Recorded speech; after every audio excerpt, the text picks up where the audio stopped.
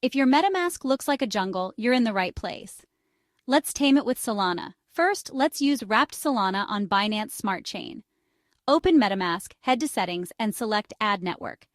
Enter these details: network name, Binance Smart Chain, chain ID 56, currency symbol BNB, and block explorer URL bscscan.com. Now search wrapped Solana on CoinMarketCap, copy the BNB chain contract address, go to MetaMask, hit Add Token, select Custom Address. Next, let's explore Solana Snap. In MetaMask, visit the Snap store, search for Solana Snap, click Add to MetaMask, and follow the on-screen instructions. After installation, you can connect directly to the Solana network, interact with dApps, and manage your SOL tokens. Remember, you can't add native Solana directly to MetaMask. Use wrapped Solana or Solana Snap for seamless interaction. For simplicity and support, wrapped Solana on BSC is your best bet. But for advanced features, try Solana Snap.